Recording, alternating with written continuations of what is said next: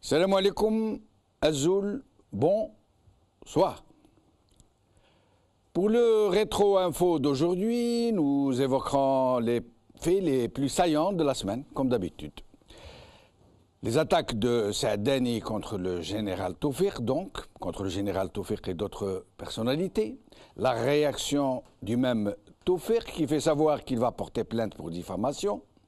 Nous évoquerons aussi la grève des 2 jours déclenchée par les 17 syndicats autonomes et les mesures drastiques d'austérité qui se profilent à l'horizon. Nous parlerons de la réunion du comité central du FLN d'aujourd'hui à Alger. Et pour ce qui est de la journée nationale de la presse, je vais vous lire quelques passages de la lettre supposée avoir été écrite par le président Bouteflika, quelques extraits qui méritent vraiment le détour. Je vous les livre. La décision de décréter, c'est Bouteflika qui parle, hein. La décision de décréter cette journée nationale de la presse, loin d'être une mesure fortuite, s'inscrit en droite ligne avec une politique et des choix résolument assumés par l'Algérie, une Algérie qui sait où elle va. La Constitution amendée au début de l'année en cours est venue confirmer explicitement la consécration de la liberté de la presse dans toute sa composante, sans contrainte aucune si ce n'est le respect de la dignité, des libertés et des droits de la personne.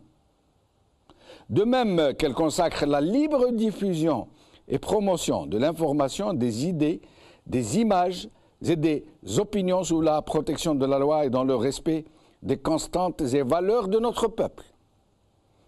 En tant que moujahid, ayant combattu pour la liberté, et en ma qualité de président de la République et garant de la Constitution, je demeure profondément attaché à la liberté en général et à celle de la presse en particulier. Les enfants de mon pays, qui ont choisi ce noble métier qu'est la presse et le journalisme, ont tout mon respect et toute ma considération. Je vous exhorte à ne jamais perdre de vue l'Algérie en tant que patrie, État et peuple. L'Algérie et ses intérêts n'ont pas le pouvoir ni un courant politique quel qu'il soit. Partant de ce principe et de ses règles et limites, vous me trouverez toujours à vos côtés, défenseur de vos droits et œuvrant à la promotion de votre profession. Aujourd'hui, APS, message du président de la République à l'occasion de la journée nationale de la presse. TSA, en 2017, l'État ne construira ni logements, ni autoroutes, ni hôpitaux. Par Hajar Gnanfa. Liberté, les redresseurs président la révolte du comité central contre le secrétaire général du FLN. Épreuve de vérité pour Saadani. Par Hamid Saadani. Le top 3 d'aujourd'hui est donc consacré à une rétro-info de la semaine. Et je rappelle que cette émission est enregistrée. Elle a été enregistrée à 14h30 aujourd'hui. Donc ce que vous voyez en ce moment a été enregistré un peu plus tôt. Donc s'il y a des événements qui surviennent entre-temps, vous comprendrez que nous ne les ayons pas traités. Nous allons commencer par le dernier point soulevé, celui de cette journée nationale de la presse. Qu'est-ce que cela vous inspire? Et je vous invite donc à discuter à bâton rompu entre nous, normalement. Je peux prendre la parole? Oui. Bon, merci Jamel pour cette invitation. Merci pour Al Magharibia de nous avoir... Excusez-moi, j'ai oublié de présenter mes invités. Je suis désolé. Zoher Rouis, secrétaire national Gil Jadid. Hakim Taibi, journaliste et activiste politique. Azi Arab, ex-député FFS et syndicaliste. Je vous rends la parole. Bien, merci Jamel, merci El Magharibia pour cette invitation et pour cette opportunité que nous a donnée de s'exprimer sur des sujets d'actualité qui nous touchent. Donc, en tant qu'ancien journaliste, même si je me sens toujours comme journaliste, comme le disait un ami journaliste aussi, hein, qu'on reconnaîtra un de ces jours, enfin je te le dirai après. Quand on est journaliste, on le reste jusqu'à la fin de ses jours, même si on l'a été pendant un petit moment. Donc moi, quand on parle de la journée, quand on quand j'ai entendu ce que tu as lu tout à l'heure, moi je pense tout simplement directement, c'est la situation d'Al-Watan, le calvaire qu'ils ont vécu au moment où ils se sont déplacés pour occuper leur nouveau siège. Donc toute la machination qui a suivi un petit peu, toutes les turpitudes du pouvoir et des forces de sécurité qui sont arrivées, je crois que c'était en fin de journée à minuit pendant le Ramadan pour dire que votre local n'est pas dans les normes. Donc franchement, donc ça résume un petit peu tout pour moi. Hein. C'est une situation, c'est des comportements qui résument... Ils ne sont pas fatigués de la langue de bois.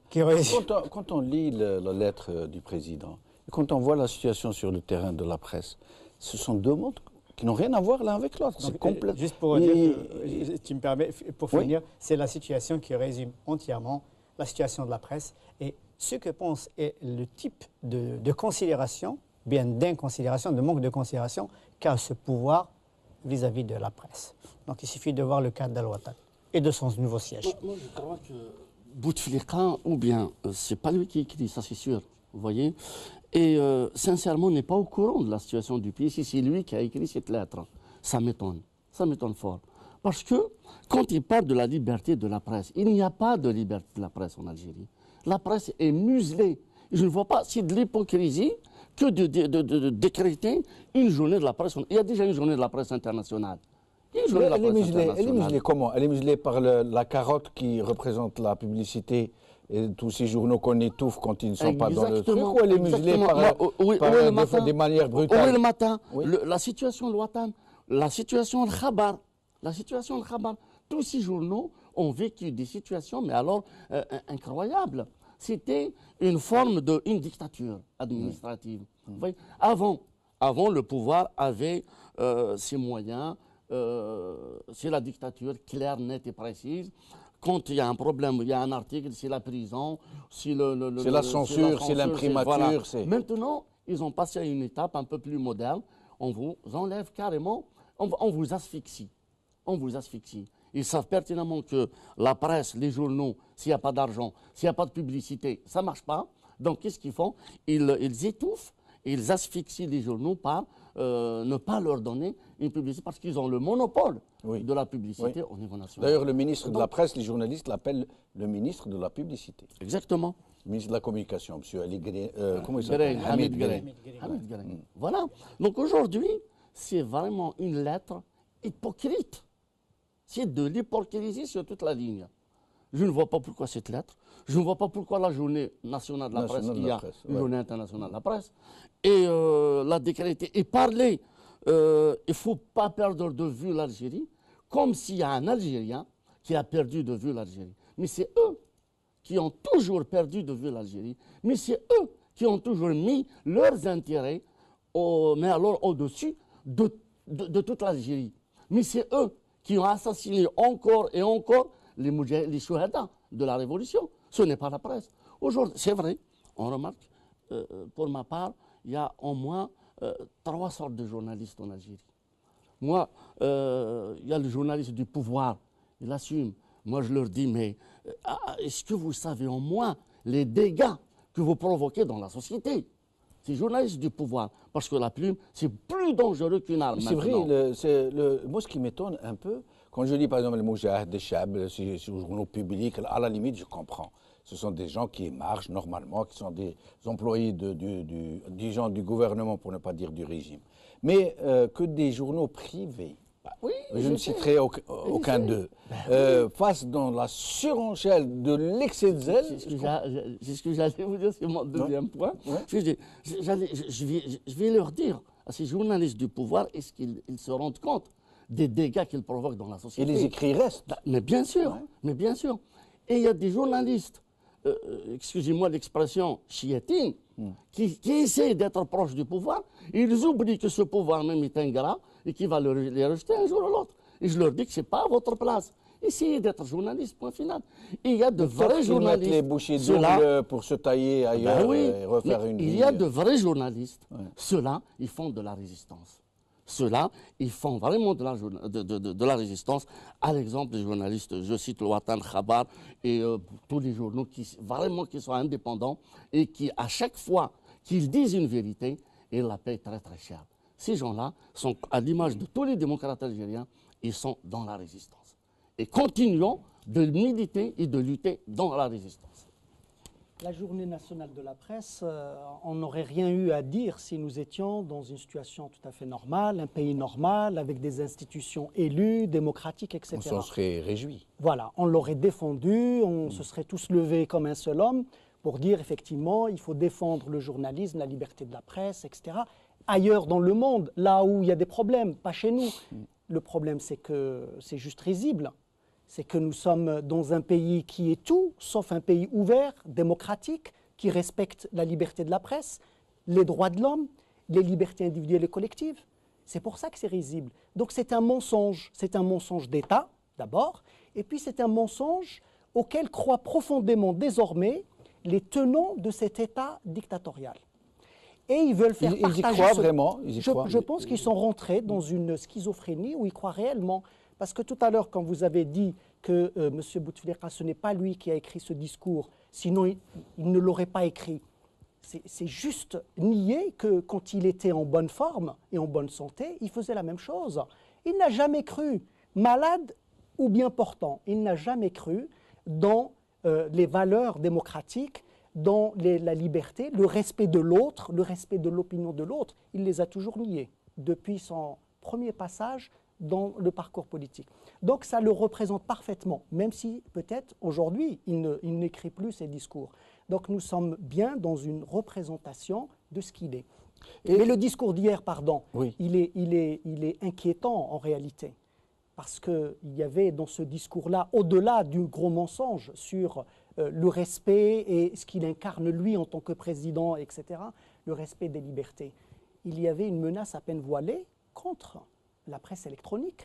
Et comment? Elle n'est pas voilée du tout. Et on y va. Oui, et je pense que c'est le prochain bâton qui va arriver. Ça a commencé, évidemment, la chasse aux blogueurs. Où Yahya a appelé les gens du RND. Google. Oui. Alors, où Yahya a appelé les blogueurs du RND à investir, j'allais dire investir massivement les réseaux sociaux pour réagir et pour défendre l'Algérie. Alors, aujourd'hui, le congrès, plutôt le comité central du FLN, ils ont transmis en direct leur réunion sur Facebook. Ils ont transmis en direct. Et ils dénient aux autres d'utiliser ces mêmes réseaux sociaux et ces mêmes sites Internet, cette presse électronique, qui sont en train de stigmatiser d'une façon incroyable et qui sont en train de mettre dans le créneau de la fameuse main étrangère, d'ailleurs. Mais la prochaine étape, c'est celle-là, c'est de légaliser l'immoral, c'est de légaliser ce qui n'est pas acceptable. Ils l'ont fait pour les élections, ils l'ont fait pour la création des partis politiques, ils s'apprêtent à légaliser la fermeture d'Internet par moment pour des raisons qui sont C'est déjà fait, en fait. Mais ils vont le légaliser. La connectivité est tellement faible que pour regarder une vidéo YouTube en Algérie, vous mettez 2 heures. Oui. Mais ils n'auront plus, ce que je veux dire, ils n'auront plus à user de subterfuges pour fermer davantage le champ médiatique. Ils sont en train de poser légalement le cadre qui leur permet de le faire et d'emprisonner les gens, les voix libres, etc. C'est cela qui est très inquiétant dans ce que j'ai entendu hier. Au sujet de ces fameuses chaînes de télévision offshore, comme on les appelle, ils sont une 50aine à agir en Algérie sans aucune autorisation de quelque sorte que ce soit. C'est-à-dire il y a 4 chaînes qui ont par décret l'autorisation d'ouvrir des bureaux. Et un bureau n'est pas censé diffuser, n'est pas censé avoir autant de journalistes. Mais ils leur ont donné tout de même une autorisation légale leur permettant d'ouvrir des bureaux à Alger. Ce sont des sociétés de droit étranger.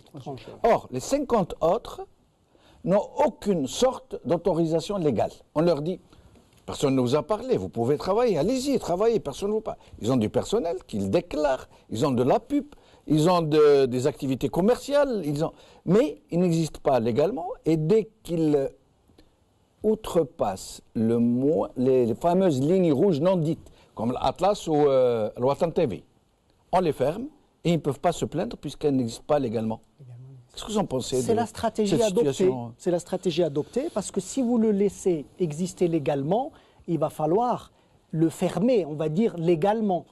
À partir du moment où il n'est pas légal, s'il ne dit rien qui contredit, qui contrevient à ce qu'il souhaite, tout va bien. C'est ce que vous décrivez ici. Mais à partir du moment où ça sort du champ, où ça commence à traverser les lignes rouges, L'épée de Damoclès tombe. la décision de fermer, pour eux, elle est tout à fait normale, elle est même légale. Ils vont même dire qu'ils sont dans l'obligation de protéger le pays, puisque vous avez cité tout à l'heure, il faut penser à l'Algérie, etc. C'est-à-dire c'est eux-mêmes qui nous demandent de penser à l'Algérie, eux qui ont tout détruit et ils s'apprêtent à nous mettre un pays devant des situations conflictuelles. C'est vers cela que nous allons. Il n'y a pas que des chaînes de télévision qui sont dans l'illégalité. Vous verrez le nombre d'importateurs qui sont dans l'illégalité avec de faux, comment on appelle ça, registres de commerce, mais c'est incroyable. Moi, j'ai appelé un ami hier. C'est le pays de l'informel. Exactement. J'ai appelé un ami hier pour me donner quelques informations. Et il est dans l'association de Haddad, les patronats algériens. Le Il m'a dit, Forum des chefs d'entreprise. voilà, le forum, la FCE, le FCE. Mais c'est incroyable le nombre d'importateurs. Ces importateurs-là, ils ont des crédits par les banques algériennes, avec des faux papiers. Pourvu que ne gênez pas, ne touchez pas aux politiques, et c'est bon. Mais dès que vous commencez à être honnête, à dire ce qu'il ne faut pas dire, c'est là où on vous ferme. Et je vous rejoins. Quand vous dites, par exemple, que ces chaînes ils existent, il y en a encore d'autres chaînes. L'essentiel, le plus important pour eux, c'est de ne pas les gêner. Et à partir de là, il y a des chaînes de télévision, il y a plusieurs chaînes de télévision. C'est leur image à l'étranger qu'ils soignent. Regardez, Voilà. vous dites que l'Algérie n'est pas démocratique. La preuve, il y a autant de chaînes de télévision en Algérie qu'en France. C'est ce qu'ils disent. C'est ça. Et quand ils les interdiront, ils diront ça c'est la loi. Ah bah c'est voilà. comme ça, on Ah bah applique la Voilà, loi. elles ne sont pas légales, elles ne sont pas autorisées. Absolument. Voilà. Un dernier mot sur ce point avant de changer de sujet. C'est juste par rapport à la précision, ne pas perdre de vue l'Algérie, c'est tout simplement, pour moi, c'est une façon de dire, ne dites rien sur nos dérives, sur nos forfaitures, sur nos gabegies, laissez-nous faire. Voilà, donc c'est un petit peu ça, parce que le journaliste, il n'est pas là pour perdre de vue ou ne pas perdre de vue, il est là pour faire un travail. S'il a des choses... Dans sa tête, dans sa tête, il confond l'Algérie au pouvoir. Exactement, voilà. Pour lui, Non, mais- le pouvoir, c'est l'Algérie, l'Algérie, Voilà, c'est son donc pouvoir. voilà, ça c'est... L'Algérie, c'est lui. Pas l'Algérie, la nôtre. De façon C'est la insidieuse, sienne. pour moi, c'est une façon de dire parlez, mais ne parlez rien, ne dites rien de ce que nous faisons de très mauvais, de catastrophique pour le pays. Donc Alors, la grève du lundi et mardi passé, donc que 17 syndicats autonomes appelaient à soutenir, majoritairement des enseignants, mais il y avait aussi des gens de la santé, des fonctionnaires. Et elle a été, nous dit-on, massivement suivie, notamment chez les enseignants, notamment dans le secteur de la santé. Ce que réfute absolument le gouvernement, qui avance des chiffres vraiment, il parle de 7-8% généralement de suivi. Alors, qu'est-ce que vous pourriez nous dire sur... 7%, c'est déjà une reconnaissance, c'est bien.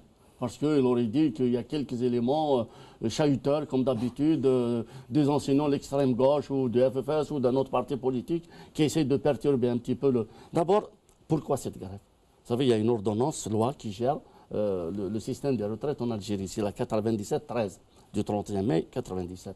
Ils veulent la changer. C'est-à-dire le système des retraites maintenant, ils veulent que ce soit pour la femme, donc le minimum... Pas de retraite anticipée avant 60 ans. Anticipée avant 60 ans. Pour la femme, 55 ans. Et pour l'homme, 60 ans. Mais il y a une exigence, je crois que c'est... il faut travailler au moins 15 ans sur le même poste. Oui. Là, ils veulent changer celle-là. Ils veulent la changer. Bon, ils n'ont pas associé les syndicats. Quand on travaille dans le social, quand on veut réellement être démocratique, il faut associer les concernés. Je crois que les concernés, ce sont les salariés, ce sont les fonctionnaires, ce sont les représentants des fonctionnaires, c'est les syndicats. Cette histoire de syndicat autonome, je reviens, j'étais responsable d'un syndicat autonome, donc c'est toujours la même chose, c'est de la résistance. Le fait que des syndicats autonomes existent sur le terrain, et pour preuve qu'ils sont majoritaires, parce que la réalité a toujours démenti les dires du pouvoir. Il a toujours, à chaque fois qu'il y a une marche ou qu'il y a une grève, il est très très bien réussi par les syndicats autonomes. Et à chaque fois que le pouvoir ou une frange du pouvoir essaye de faire bouger les choses, c'est un échec. Mais aujourd'hui, le gouvernement refuse de discuter avec ses syndicats. Il dit, je discuterai avec tous les syndicats, avec le JTA, les autres syndicats, mais ceux-là, je ne parle pas avec eux. Le gouvernement a fait le choix... Je ne négocie rien. Ben oui, c'est une humiliation pour tous les travailleurs algériens.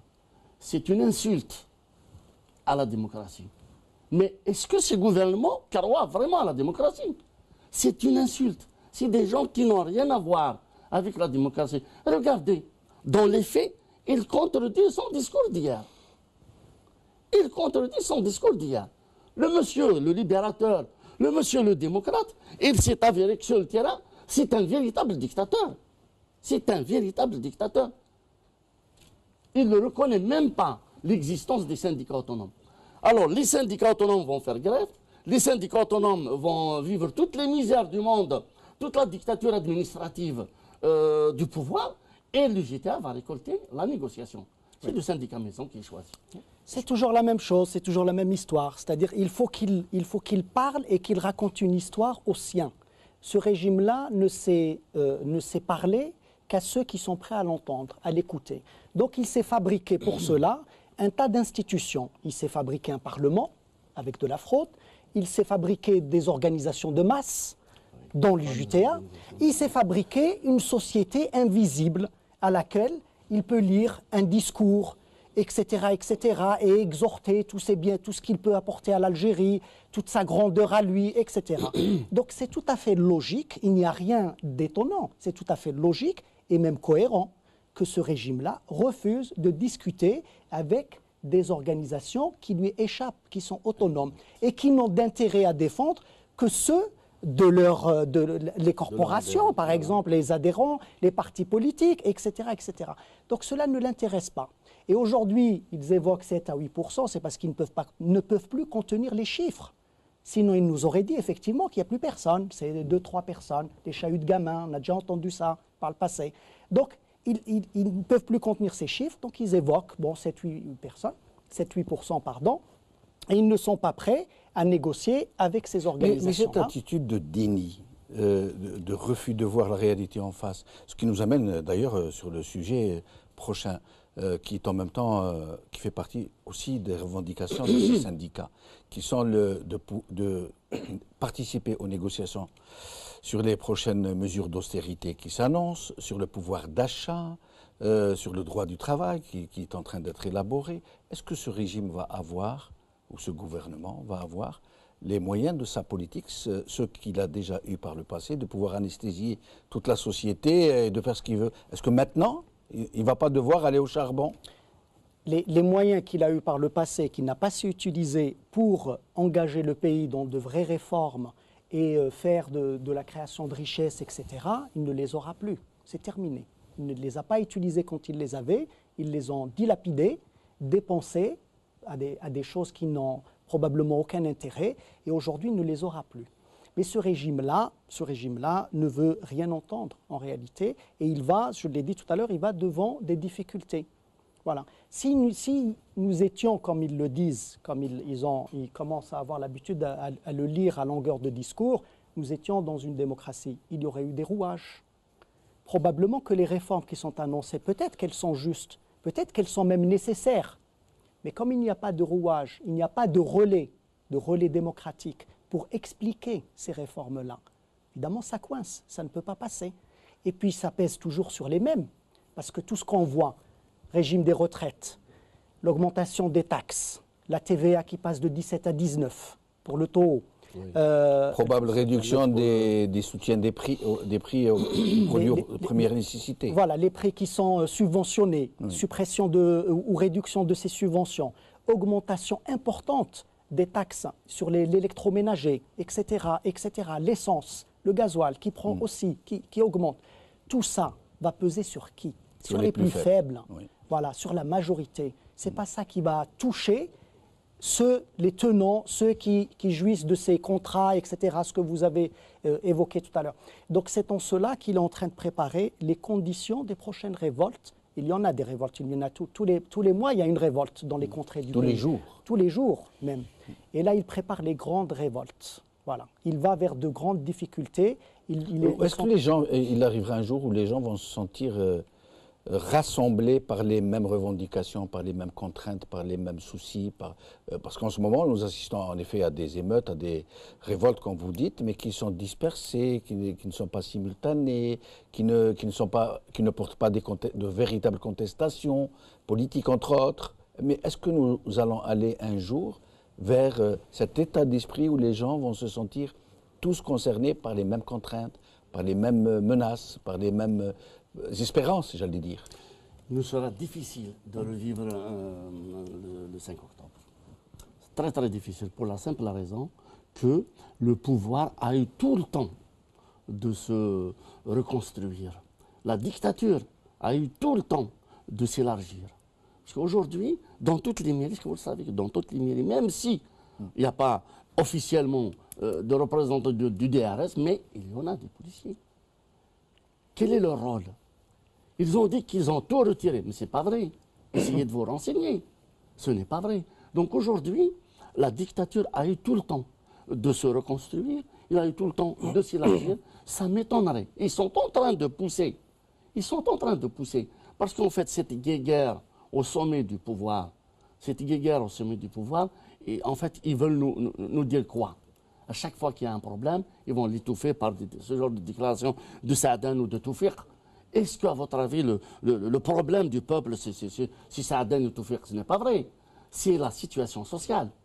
La situation sociale en Algérie, aujourd'hui, elle est dégradée et dégradante. Vous avez cité un cas tout à l'heure qui m'a profondément touché. Un handicapé qui touche 3000 dinars par mois, et on l'a augmenté de 1000 dinars, c'est une véritable chouma. C'est une honte. 4000 dinars, et on l'oblige à aller à la poste pour retirer son argent. Oui, on ne peut pas lui verser sur son compte. Impossible. Oui. Voilà. Vous vous rendez compte? On vit dans quel pays? Et nous allons enchaîner justement ce que vous venez de susciter, de cette lutte au sommet entre les Saadani, les Toufik. Juste si tu permets, Jamel, par rapport aux discussions avec les syndicats, parce que Oui. les syndicats autonomes, je pense que... Et nous enchaînerons sur Voilà, donc ce effectivement, conflit déjà, c'est pas nouveau, c'est pas surprenant, parce que en Algérie, les syndicats autonomes n'ont jamais eu la cote, en quelque sorte. C'est comme les partis politiques qui ne sont pas des partis, comme on appelle, de la coalition présidentielle. Donc c'est à peu près la même chose.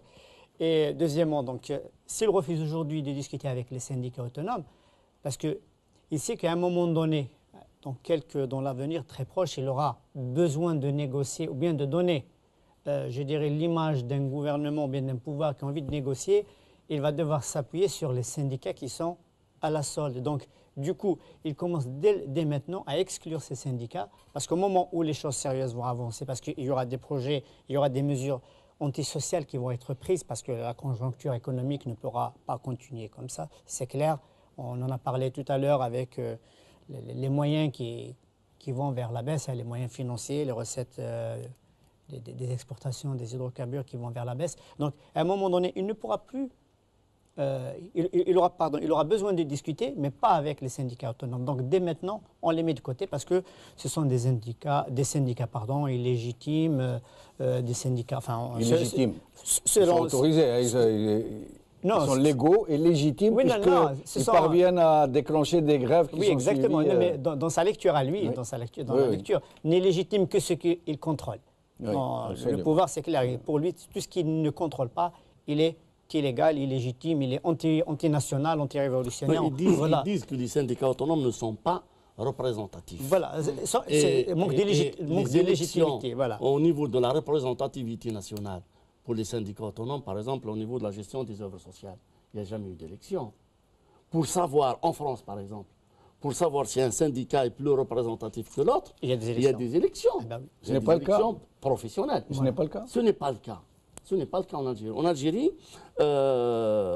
c'est l'UJTA qui gère les œuvres sociales. Eh oui, le fameux scandale des œuvres sociales. C'est l'UJTA qui gère les mutuelles.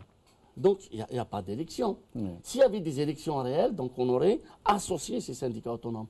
Donc, le pouvoir, à chaque fois, il se cache derrière le fait que les syndicats autonomes ne soient pas représentatifs. Mais On ne peut pas le savoir. En plus, des syndicats qui arrivent à vous, je ne sais pas moi, à immobiliser des écoles, à fermer des écoles, pacifiquement, hein, Oui, oui. je crois qu'ils sont beaucoup plus représentatifs que le syndicat. Et on en arrive à ce Ils doivent conflit, le ce savoir. conflit entre, le conflit entre Saadani, ces attaques de Saadani qui ne craint même pas. C'est-à-dire il ne prend même pas le soin de dire non, non, je vais faire un peu de stratégie, je ne vais pas prendre tout le monde en même temps. Je vais attaquer d'abord Tawfiq, puis Belkhadem, puis l'autre. Puis... Non, non, lui, il les prend tous en même temps, comme s'il ne craignait personne, comme s'il était vraiment en position de force. Est-ce bien le cas d'abord? Et puis, qu'est-ce que cela signifie, ces attaques? Dans ces attaques, il y a deux choses. Il y a du nouveau et du vieux. Oui. Je vais commencer par le vieux. Oui. C'est qu'à chaque fois qu'on est qu'on est à l'approche d'une échéance électorale, on a toujours ce genre d'agitation. Vous parlez Et des législatives qui à la veille arrivent? des législatives, à la veille des élections, bien des changements annoncés. Donc on a eu toujours, et comme par hasard, ça se passe toujours au sein du FLN. Donc on a eu à chaque fois, on a toujours... La diversion, vous voulez dire? Absolument. On fait du réchauffé. À chaque fois, on parle du comité central du FLN. C'est comme si on veut donner aux citoyens lambda, comme on dit, on lui donne l'idée que si jamais ça change au sein du FLN, ça va changer à l'échelle nationale. Or, il n'y a rien de tout cela. On a vu des changements, on a vu des coups d'État au sein du FLN. Le défunt Abdelhamid Mehri, un certain nombre de personnes, on a suivi tout ça. On en a parlé des coups d'État, on a crié, oui, ça change au sein du FLN, donc ça va... normalement, ça va changer à l'échelle nationale. Et le 9, ça c'est le vieux. Et le 9? Le vieux, c'est que on a entendu dire qu'il y a quelqu'un qui parle de justice. Et ça, c'est magnifique. Tawfiq. Ah, voilà, donc il menace, il n'a pas porté plainte. Il a dit « je vais porter plainte dans quelques jours ». Donc c'est déjà magnifique d'entendre ça. Voilà, un homme qui a tout fait durant tout son... je dirais, durant tout son passage à la tête des services qu'il a eu à diriger pour pervertir, dénaturer... Hakim Taibi, moi, il y a une chose... pourquoi on parle un peu vrai? Moi, il y a une chose qui me choque. Il n'y a personne en Algérie, plus que Tawfiq, le général Tawfiq, qui ne sache que la justice est instrumentée d'une façon absolument inimaginable. Scandaleuse. Ça veut dire qu'elle fonctionne au téléphone. Exactement. Alors, il se moque de qui quand il dit porter plainte la justice? Pourquoi il ne sait pas que la justice, elle obéit aux puissants de l'heure? Lui-même, il est acteur principal de ce que Évidemment. est la justice Il le sait actuellement. très bien. Il Il le est sait très placé bien. pour le savoir. Donc, il parle de justice. Là. Il y a du nouveau là. C'est ça, moi, c'est ce que je lis. Hein. Mais qu'est-ce qu'il veut dire? Ça veut dire qu'on sait qu'il ne croit pas en la justice. On sait qu'il ne va probablement pas porter plainte, sinon il l'aurait fait. Il ne dit pas je vais porter plainte dans 10 jours. Mais Tawfiq, il est dans une situation où il n'a plus aucun pouvoir. Il aurait été toujours le général en fonction et n'aurait pas agi de la même manière. est-ce qu'il se sent menacé? Est-ce qu'il a peur d'aller en prison comme l'a menacé Saadani? Exactement. Parce qu'il va répondre à Saadani, il va dire des choses encore. Parce que Saadani, en fait, c'est qui Saadani? C'est un porte-voix. Oui. Un porte-voix du clan fort aujourd'hui. Aujourd'hui, C'est un De porte-voix. qui au c'est tout. juste? Je parle de Saïd Bouteflika, je parle du clan qui sont aujourd'hui, qui détient les rênes du pays. Vous voyez? C'est juste un porte-voix. Parce que si on revient au FLN, le FLN n'a jamais été un parti politique. Vous ne pensez pas que Saadani, ça pourrait être peut-être son propre chef? Vous pensez qu'il ne fait que dire ce qu'on lui dit de faire? Écoutez, le FLN, il n'a jamais été un parti politique. Il a toujours été un instrument au service du pouvoir. J'allais dire au service de tous les pouvoirs. Oui. La seule fois où on a voulu libérer le FLN, on a voulu en faire un parti politique, c'était en 1996. Abdelhamid Mehri, Allah yarhamou, qui est vraiment un homme d'État. Il a voulu du coup d'État scientifique. L'affaire du coup d'État scientifique. Voilà. Donc là, à partir de ce moment-là, on a réussi à mettre de côté Mehri, et c'est passé quoi? Le FLN est redevenu cet instrument au service de l'armée, au service du pouvoir. Donc aujourd'hui, si Saadane parle, c'est qu'on lui a dicté ce qu'il dit. Et je vous le dis, c'est un porte-voix d'un clan au pouvoir. Et je me demande pourquoi il n'a rien dit quand le général était en fonction. Et si, il a dit, il a attaqué quand il était en fonction. Effectivement. Il avait dit quoi?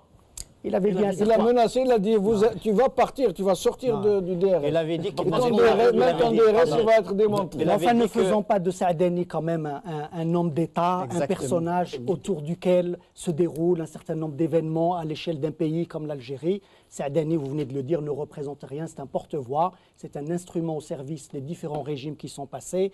Et je pense que parler plus longtemps de Saadani, c'est vraiment lui donner trop d'importance. Ce qui se passe. Ah non, non, le plus important, c'est le FLN. Oui, non, mais j'ai bien compris. Il représente le parti au pouvoir. Ce que vous évoquez sur l'ex-général Toufeq, d'abord, on lui fait dire qu'il veut porter plainte. Moi, je n'ai pas lu que c'était lui-même qui le disait. Mais le TSA dit de source sûre. Voilà, on lui fait dire. Voilà absolument. Donc, moi j'ai envie de dire chiche, qu'il y aille et qu'il porte plainte.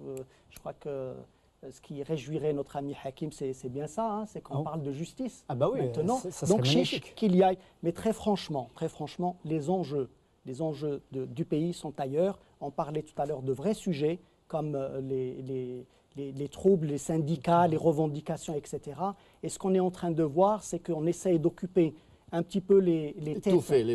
D'étouffer les vrais sujets, d'écouper les têtes avec autre chose, alors que les vrais sujets sont là aujourd'hui, les vrais conflits sont devant nous, les vrais problèmes sont là et d'autres plus importants sont devant nous. Et ce régime essaye de squeezer tous ces relais pour créer le vide autour de lui. Il ne veut discuter ni avec les partis, ni avec les vrais syndicats, ni avec les vrais journalistes, ni avec personne d'autre qui n'est pas on va dire, affiliés à lui, qui lui obéissent. Donc il fait le vide autour de lui et en faisant ce vide-là, il crée des situations encore plus conflictuelles. Parce que demain, quand il y aura des troubles, j'allais vous poser la question. Non, attention. Pardon, justement, en créant ce genre de vide, de désert politique sur la scène politique, est-ce que ce régime ne pourrait pas le regretter un jour lui-même, puisqu'il ne laisse pas d'alternative à une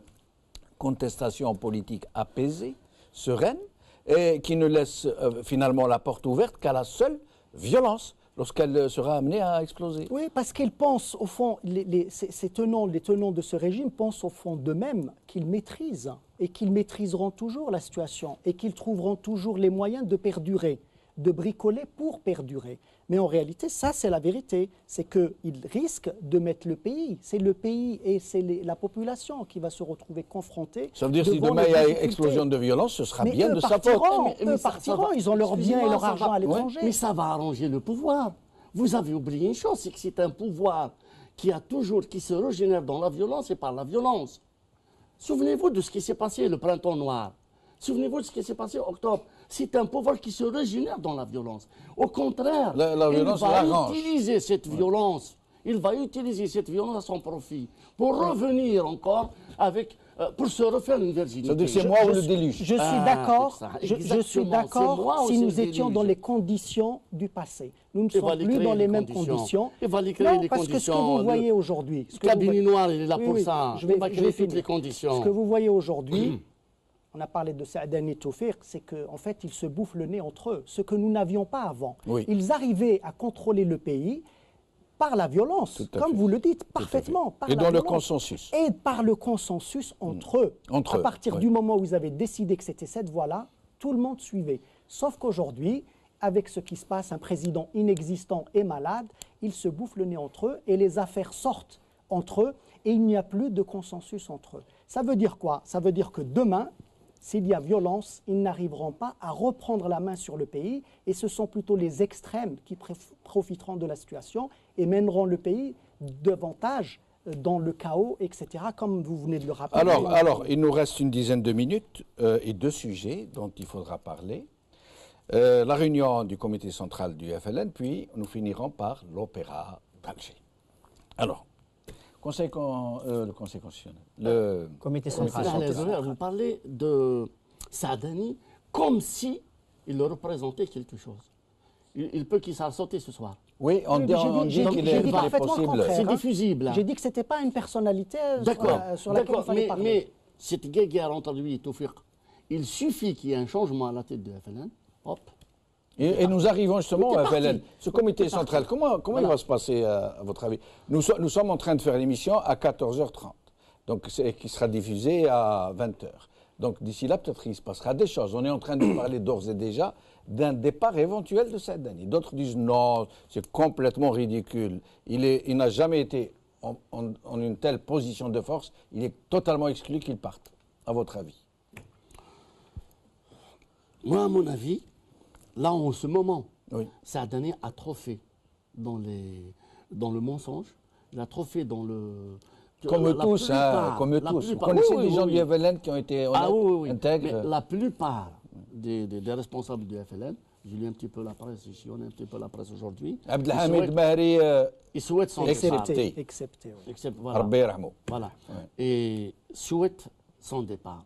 Je crois, et on a appris là que plutôt ce qu'ils appellent les réformateurs qui sont aujourd'hui majoritaires au niveau de cette réunion, je crois qu'il va partir. Et au contraire, il va partir pour apaiser la situation avec l'armée. Parce que... Pourquoi l'armée lui en voudrait? Ah ben oui, parce que le général, il a encore ses relais dans l'armée. Il a encore ses relais dans l'armée. Celui qui l'a remplacé était quand même son... comment on appelle ça? Tartak. Ben oui, Tartak. Tartak, quand celui-là était au pouvoir, et que Tartak était quand même... Oui, mais ils sont pas amis, mais alors pas amis du tout. Hein. Ben oui, Au contraire. ils sont amis par intérêt. Au contraire. Écoutez, qu'ils Ils partent. sont amis par intérêt. Tawfiq ces gens-là. considère Tartak Ça, c'est- comme étant quelqu'un qui l'a trahi. Hein, et ceux qui sont du côté de Tawfiq le pensent aussi. Moi, je pense qu'il ne faut pas attendre grand-chose de ce De ce comité central. Pour la simple raison que, enfin, je considère Saadani comme étant, je ne sais pas, je vais faire une petite métaphore un petit peu basique, hein, très simple. C'est comme une batterie, hein, vous allez l'utiliser jusqu'à ce qu'elle se vide. Donc là, il lui reste encore quelques Oui, charges. moi, je crois que c'est trop facile de dire ça. Mais c'est ça. Le bonhomme, il est en train de démontrer qu'il pèse, du moins qu'il pèse ce que pèsent ses protecteurs. Hier, par exemple, à Batna, c'était prévu une réunion anti-Saadani qui devait se tenir demain. Et c'était prévu depuis plusieurs jours. Oui. Et on en est arrivé à se demander qu'est-ce que ça veut dire? Comment ceux qui sont en train de lâcher Saadani contre les uns et les autres autorisent en même temps cette réunion de Batna, parce qu'elle ne peut pas se tenir sans leur autorisation, puisque c'est eux les maîtres, ce sont eux les maîtres de ce pays. Or, TAF, hier soir, on a appris qu'elle a été annulée. Ça veut dire que les anti-Saadani n'ont pas la voile en poupe. Hein, Je crois que l'histoire du le vent en FLN, poupe, ouais, l'histoire du FLN depuis qu'il existe, hein, en tant que FLN d'aujourd'hui, pas le FLN révolutionnaire, on a toujours eu des surprises un petit peu qui sont toujours allées à l'encontre de ce que nous avons prédit en quelque sorte. Donc moi personnellement, Saadani, je pense qu'il va pas se passer grand chose aujourd'hui. Il va pas se passer, mais probablement il y aura des évolutions qui vont se faire en douceur, probablement. La même langue de bois, les mêmes reconduites, voilà, les mêmes... Donc, une fois qu'il sera vidé de sa substance, ils vont le mettre de côté. Mourir de sa belle mort. Voilà, donc je pense, hein, c'est l'idée.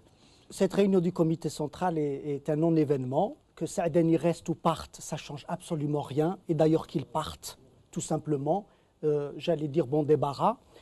S'il est aussi important et s'il a une place aussi importante sur l'échiquier politique, ben qu'il aille créer un parti politique, tout simplement, qu'il aille rassembler des adhérents sur une ligne qu'il aura tracée. Mais il a le parti FLN. Tout le monde sait comment ça fonctionne, comment il a été nommé et non pas élu, et comment il obéit. On en a parlé tout à l'heure, on a dit que c'était un instrument, donc il obéit à des ordres. S'il part, c'est qu'il est en fin de mission, c'est qu'il a terminé ce qu'on lui a demandé de faire. S'il reste, c'est que sa mission n'est pas terminée. Il a encore des choses qu'il doit exécuter. Donc il continuera à les exécuter tout à fait normalement.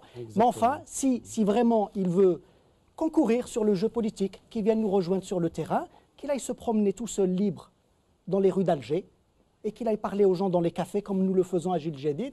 Et on va voir comment il est aimé dans le pays, comment il est soutenu et comment il peut le faire. Voilà, il peut le faire à Neuilly-sur-Seine, mais probablement pas à Alger. Alors nous en arrivons donc à cette fameuse histoire de l'opéra d'Alger, un opéra qui a été offert par les Chinois à l'Algérie. Les Chinois qui ont tellement gagné d'argent dans ce pays, au point où ils en sont devenus le premier partenaire économique. Et donc ils ont offert un opéra flambant neuf, qui a été inauguré hier en grande pompe avec les gens les plus proches du régime. Monsieur Bouteflika donc qui a inauguré, enfin qui a tiré un cordon comme ça. Et l'opéra, d'abord on se demande à qui elle est destinée, à qui il est destiné cet opéra, aux enfants de Bab el-Oued, de l'Rouat, de Tissemsilt. Ce qu'on ne sait pas, c'est quelle est la contrepartie. On sait qu'il y a eu effectivement ce cadeau des Chinois. On imagine la contrepartie. On sait que beaucoup de contrats ont été donnés aux Chinois, à la Chine. Les Chinois qui ont versé beaucoup de pots de vin, beaucoup de probablement. C'est un secret de polichinelle. Hein. Mais qui ont aussi imposé leurs conditions en ramenant en Algérie de la main-d'œuvre. Oui. De la main-d'œuvre. Par dizaines de milliers. Voilà. Ils ont imposé leurs conditions. Ils ont réglé parfois et par moments leurs problèmes de chômage, mais ils ont accentué les nôtres avec l'aide de ce régime, avec l'assentiment et l'accord de ce régime, où nous avons tous vu la construction de l'autoroute par de la main-d'œuvre chinoise et des Algériens assis par terre en train de les regarder. Voilà, travailler. Donc, quelle est la contrepartie? Puis vous l'avez dit, hein, très franchement, c'est bien, c'est probablement bien d'avoir un opéra. Mais est-il destiné à tous? Je ne suis pas sûr. Je ne suis pas sûr. Effectivement, vous avez cité Bab el-Oued, mais on peut citer d'autres contrées du pays. J'espère que c'est pour l'Algérie et les Algériens et non pas pour une caste qui va squatter cet opéra-là comme elle squatte d'autres lieux. Il n'y a même pas de salle de cinéma, de salle de théâtre, de salle de concert, de piscine, de gymnase. Il n'y a rien en Algérie. Pour les gens de la société, les gens d'en bas, il n'y a rien pour eux. Et cet opéra, mon Dieu... c'est un élément de plus dans le décor que s'est construit ce régime. Voilà. Il a posé tout un décor, un parlement, un opéra par-ci, une grande mosquée à venir, etc. Ils veulent montrer, je ne sais à qui, que ce pays est tout à fait normal. Ils se montrent, au point d'avoir des opéras. Oui, je disais tout à l'heure, ils profèrent des mensonges et ils y croient. Et ils y croient profondément. Je crois que c'est là aussi, ils continuent toujours dans le mensonge. Et toujours pour se donner cette image d'un gouvernement qui fait pour le pays, qui travaille pour le pays, pour la culture, pour la démocratie, pour les droits de l'homme, comme ils le disent. Mais c'est juste pour leur image. Vous imaginez quand même, d'ailleurs, lors de l'inauguration, ils ont reçu l'ex-présidente de l'Indonésie, Sukarno. La preuve, c'est son ami. Donc, illustre démocrate. Comme par hasard. Voilà. Et ces Chinois qui offrent un truc comme ça. Pas très cher, hein, quelque chose comme 30 millions de dollars. Et alors, 30 millions de dollars, c'est qu'ils en ont pris le triple en pot de vin. En pot de vin. Vous voyez, les Chinois, ils ont investi partout en Algérie. Cette histoire d'autoroute Est-Ouest, chaque virage, il y a un scandale. À chaque virage, il y a un problème, il y a un scandale. À chaque virage. On n'en parle pas. Le projet du siècle. Hein. Le projet du siècle. On n'en parle pas.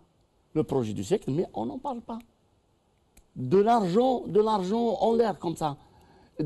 Mais alors, c'est incroyable. Et cet opéra, moi, j'attire un petit peu sur l'opéra Bessayah. Bessayah, c'est vrai que c'est un grand mujahid. Rabbi yarhamou. Rabbi yarhamou. Et c'est l'ami de Bouteflika. Pourquoi? Il y a eu, normalement, l'opéra, c'est un lieu culturel. C'est un lieu culturel. On aurait pu appeler un musée de Moudjahidine, musée Bessayah. C'est une bonne chose. Une rue Bessayah. Mais un lieu culturel. Il y a eu de grands artistes algériens qui sont décédés. Et même des qui sont décédés dans l'indigence. Dans l'indigence. Pour la plupart d'entre eux. On ne connaît pas d'artistes algériens qui soient décédés dans l'opulence. Voilà. Par exemple, opéra Issiakhon, opéra Grouabi, opéra Mohamed L'Anqa. C'est vraiment ce qui convient. Pour finir, il nous reste une minute. Donc, c'est juste pour moi, c'est bien pour la culture, mais de quelle culture? Parce que c'est juste un levier de plus sur lequel le pouvoir va s'appuyer, parce que ce sera une structure qui va être ouverte à ceux qui obéissent aux règles. Mais si c'est pour faire de la culture proprement dite, il faut mieux d'aller ouvrir déjà des salles de cinéma, comment dirais-je, réhabiliter l'activité, la création artistique, le film, le théâtre, parce que là, le pouvoir ne fait rien. Donc les opéras, c'est quoi? C'est pour envoyer à ouvrir, pour accueillir, je ne sais pas, des chanteurs et des danseurs qui viendraient du Moyen-Orient. Ou alors servir comment dirais-je, de faire valoir à messieurs et mesdames les Bagara. Voilà. Mais Hakim, investir dans la culture, investir dans l'éducation, c'est créer une génération cultivée, hein, et qui va remettre en cause ce régime. Donc, ils savent parfaitement ce qu'ils font en coupant toute cette frange-là et pour poser ce décor qui n'a aucun sens finalement pour la majorité. Merci à vous trois et nous arrivons donc à la fin de cette émission. Merci d'avoir suivi. Merci. Avec ça.